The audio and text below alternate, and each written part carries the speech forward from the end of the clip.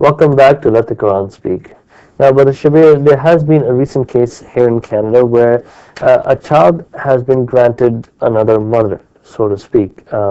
Basically, the child already had two guardians, a father and a mother, and now there's a lesbian mother that's also been included. And this is the first time we've had three parents. Now, we've had lesbian and lesbian before, or other way around, but this is the first time there's three parents.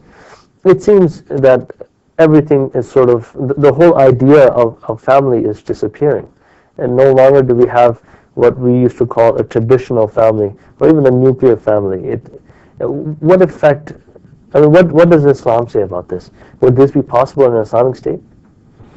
Well, no, it would not be possible because the Islamic State would recognize that the traditional or nuclear family, in fact, is very important to the morality of the whole society. Mm-hmm. And this recognition of the importance of traditional mores and customs, in fact, goes back to the Old Testament, and the New Testament, in fact, has ratified it. Mm. The Old Testament has all kinds of laws against behaviors which are not acceptable to God. Mm-hmm. So regardless of one's personal inclination or desire or motivations or even one's natural disposition, there are certain rules which have to be observed. And for some people it may be more difficult than for some others, but nevertheless there have to be rules, and there are rules.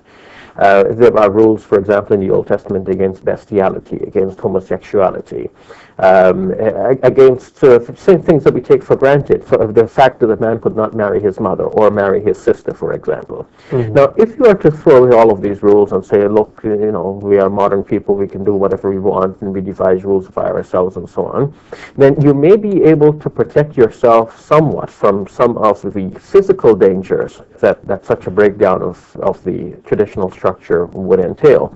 But how do you protect yourself from the danger of falling into an abyss of immorality? Mm-hmm. You cannot, because once you say that one of the things is allowed, now of course you open a can of worms. Mm-hmm. All of them have to be allowed, because mm-hmm. if you no longer subscribe to the scripture as your basis for determining the difference between right and wrong, then everything now becomes right.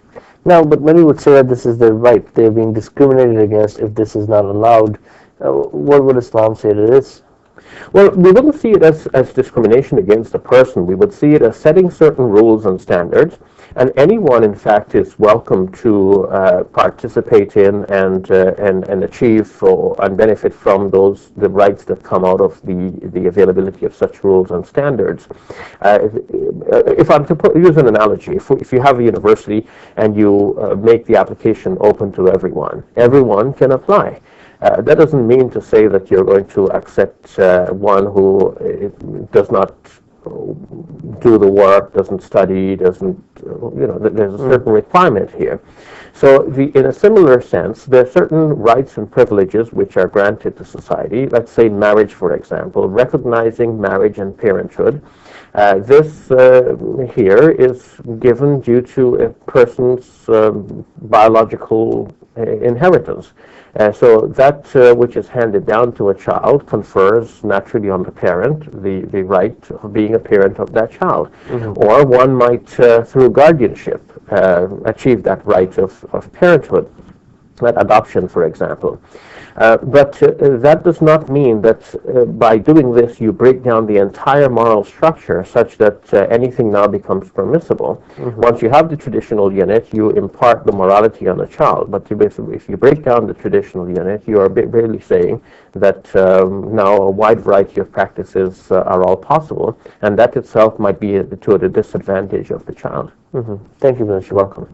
We're going to take a short break. We'll be right back for the question and answer session. Please stay tuned.